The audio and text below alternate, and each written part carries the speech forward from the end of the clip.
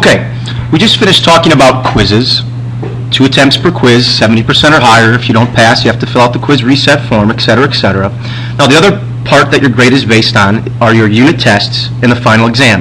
And these work a little bit differently than quizzes. The majority of units in APEX end with a test. So if you're in a 6th unit class, the last unit, or unit 6, would be the final. And then for the other 5 units, each of those units would end with a test. So you would have 5 unit tests in that final exam. You're allowed to use all your notes on your unit tests. So when you take your own personal notes, you can use those on the test. But unlike quizzes, you're only allowed 1 attempt on unit tests. So quizzes, we give you 2 attempts. If you don't pass after 2 attempts, your facilitator will possibly give you 1 more try. But on tests, you're only allowed 1 attempt. And unlike quizzes, you may not work on tests from home. All unit tests have to be completed in class with your facilitator. Now, the final exam is similar to the unit test. You're only allowed 1 attempt on the final. So if you take the final and you score 60%, that's your final grade. You take the final, you score 50%, that's your final grade on the final. You also are not allowed to take the final exam from home. You have to take the final in class. Okay? Most finals have 2 parts, a computer part and a written part. You're not allowed to use notes on the final, with the exception is we're going to provide you with a student supplement, basically kind of like a cheat sheet, and you'll be able to use the notes that you write on the front and back side of that support supplement on the final exam. Okay, so again, tests and final, only allowed 1 attempt, can't take from home. On unit tests, you can use any notes, but on the final exam, you're only going to be allowed to use a front and back support supplement. Next, let's talk about notes. Notes are one of the most important components of taking your online class. So how do notes work? All students are required to take their own personal notes using the organizers provided. Okay, each of you guys has a general packet filled with various note organizers to get you started for the very first unit of your study. After this first unit, you're going to want to grab additional note organizers found in your classroom. Okay, remember, you can use all of these notes on all of your quizzes, all of your tests, and then you can use the information on your notes to generate that front and back student support supplement or cheat sheet for your final exam. Okay, again, you're your own teacher in this class, therefore you have to take quality notes. To assist you in this process, we provided you with a few organizers to get you started on that very first unit. Now, some of you guys, depending on the class you're enrolled, are going to have to do extra notes. And specifically, anybody in math and English is going to have to complete some additional activities. If you're in a math class, these are going to be basically like practice problems, reviewing each lesson, practice problems that are a review of each lesson in your course. If you're in English, there are going to be various kind of writing prompts, journal activities, reviewing some of the lessons in your course.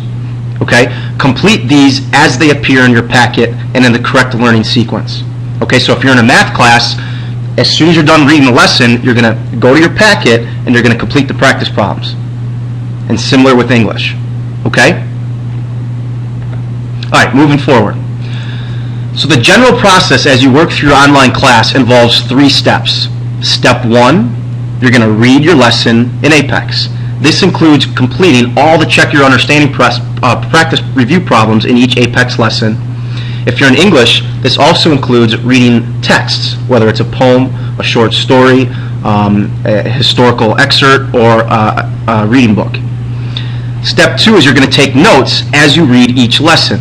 And you're going to take notes using the personal organizers that we've given you to get started on the very first unit.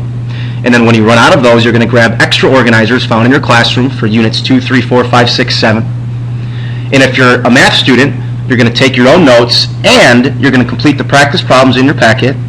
If you're an English student, you're going to complete your own notes and you're going to complete the writing journal activities in your packet. After you've read the lesson, you've taken notes, and you've done activities in your packet depending on the class you're in, then you're going to take your quiz. That's what we're talking about, where you get 2 attempts.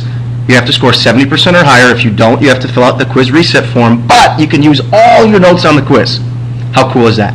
That's the three-step process. Lesson, notes, quiz. And then you're going to do it again for the next lesson. Lesson, notes, quiz. Then eventually you'll come to the unit test. Okay, what we want you to do now is you're going to go ahead and you're going to take a quiz reviewing all of this information that we just talked about. Here's how you access the quiz. You're going to go back to, again, Leiden's homepage. You're going to go to Student Info again, Credit Recovery, OCR main page, and you're going to go back to the Summer School tab, and underneath it you see a link called Summer School Orientation Quiz. And really quickly, just pull this up as best as you can, enter in your name, and then just work through the rest of these questions. When you're done, hit submit, and then a summary page will pop up and you'll be able to see the results of everybody in summer school and how they answered. And then your facilitator is going to work through the questions with you and making sure that everybody is clear on the summer school rules, policies, and procedures so that we can all be successful.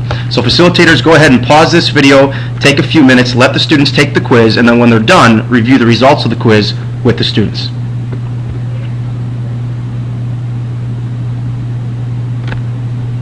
Excellent.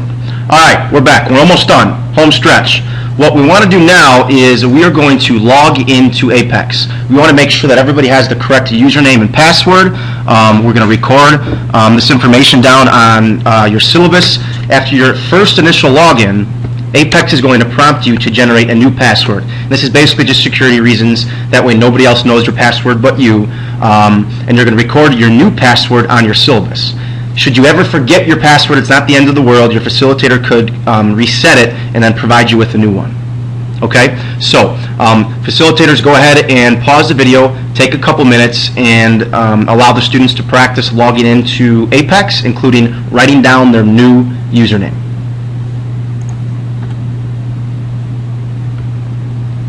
Excellent. Hopefully all of you guys got into the system successfully. We're almost done. Bear with me. You guys are doing a great job. Okay.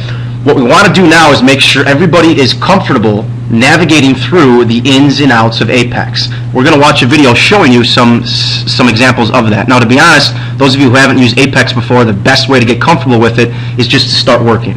But we are going to take a minute and we're going to show this brief video kind of highlighting some of the features of the Apex learning system.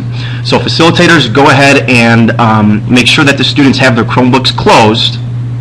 Pause this video and go ahead and play the Apex student guided video tour for everyone in your class.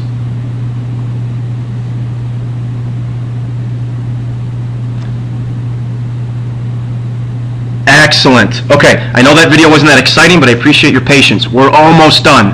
Hang in there. There's a couple more things though I want to show you.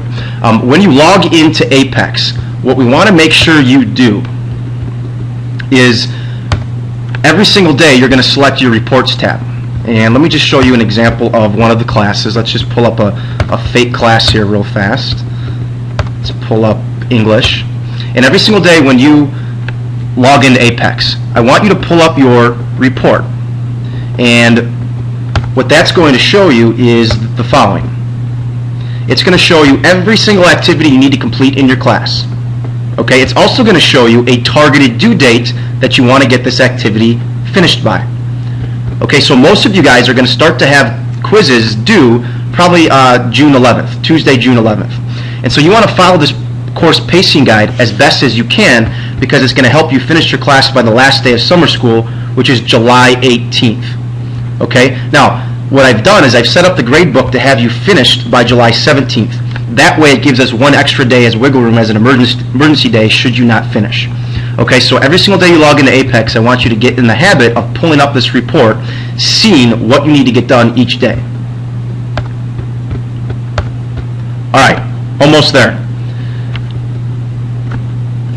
The last thing you need to do is we're going to take out our student transcripts and we need to verify that the class you see in Apex and the class that your parents or you registered you for is the correct one. So what I encourage you to do is to go through your syllabus, perhaps circle all the classes on your syllabus that you haven't passed, because that's probably the class that you're supposed to be taking in online credit recovery. And if you're not sure if something seems off, or the class in Apex is incorrect than the one you thought you should have registered for, please let your facilitator know immediately. Okay, what will probably eventually happen is you'll come see Mr. Pigman, and then I'll sit down with you and we'll make sure we'll get things all squared away in the system and get you in the correct class. So facilitators, go ahead and this is the end of the video. The last thing we need to do is just make sure that all the students are signed up for the correct class, have them examine their transcript, compare it with the class they see in Apex. If something seems off, go ahead and send them to see Mr. Pigman. I will be in room 211. Students, best of luck. You're going to do great.